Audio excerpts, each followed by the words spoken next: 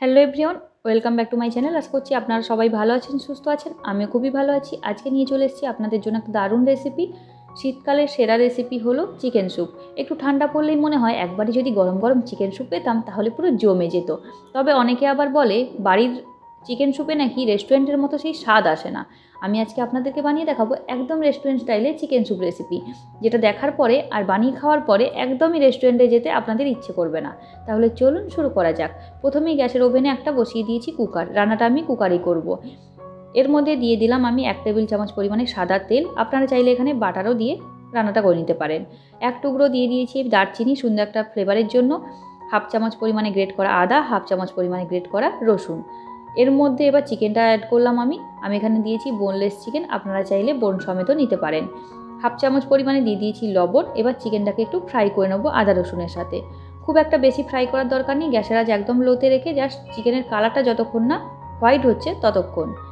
যখন দেখবেন এইভাবে চিকেনটার কালার পুরোপুরি সাদা সাদা হয়ে আসবে, তখনই এর মধ্যে দিয়ে দিতে হবে 2 বাটি পরিমাণে জল। এরপর ঢাকনাটা ঢেকে দিয়ে আমি 3 থেকে 4টা সিটি দিয়ে নামিয়ে নেব। গ্যাসের আঁচ হাইতে রেখে সিটিগুলো দিতে হবে আর ভালোভাবে সেদ্ধ করে নিতে হবে চিকেনটা।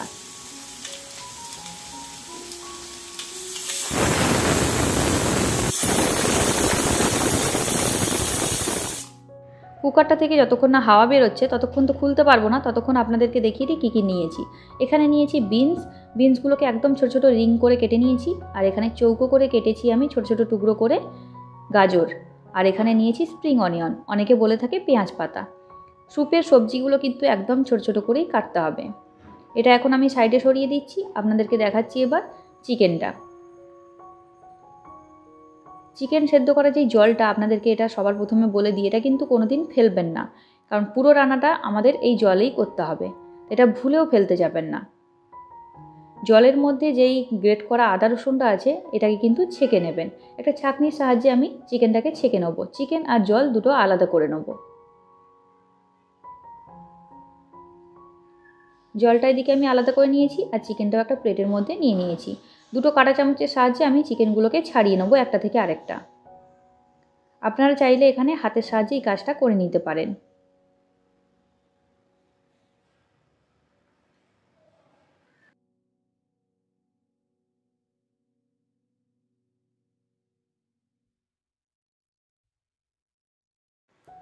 পুরো চিকেনটা আমি ছাড়িয়ে নিয়েছি। এবার চলুন পরের প্রসেসে।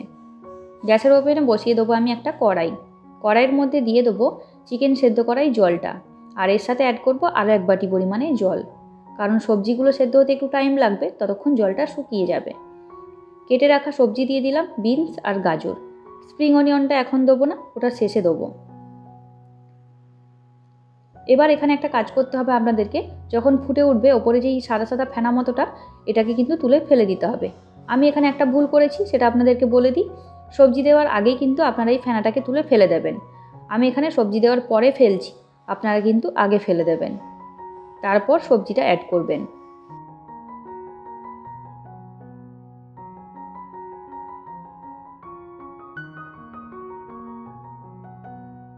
স্যুপের ওপর থেকে পুরোপুরি ফেনা কিন্তু আমি তুলে ফেলে দিয়েছি। স্যুপটা দেখে নিশ্চয়ই বুঝতে পারছেন যে কতটা ক্লিন লাগছে। এবার ওপর থেকে ছাড়িয়ে রাখা চিকেনটা দিয়ে দিলাম।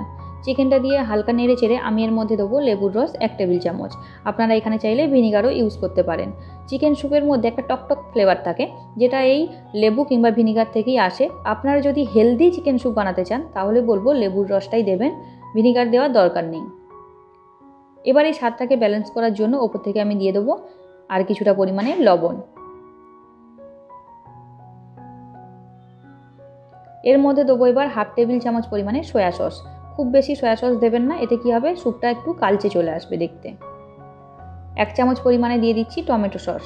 এতে কী হবে, মিষ্টি ফ্লেভারটা আসবে আর যেই টক ভাবটা থাকে এটা ব্যালেন্স হয়ে যাবে পুরো। এরপরে একটা ডিম আমি ভালোভাবে ফেটিয়ে দিয়ে দিচ্ছি। ডিমে কিন্তু কোনো রকম লবণ বা গোলমরিচের গুঁড়ো আমি দিইনি, শুধুমাত্র ডিমটাকেই ফেটিয়ে দিতে হবে।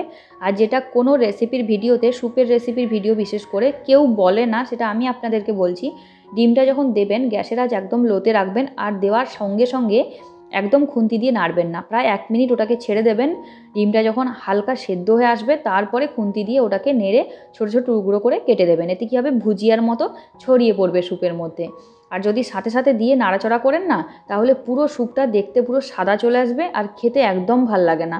বিশ্বাস করেন, একদম ভাল লাগে না। আমি প্রথম এই ভুলটাই করেছি অনেকবার, 2-3 বার। আমার একদম ভালো লাগতো না, তারপরে আমি এই রেসিপিটা এইভাবেই বানাই।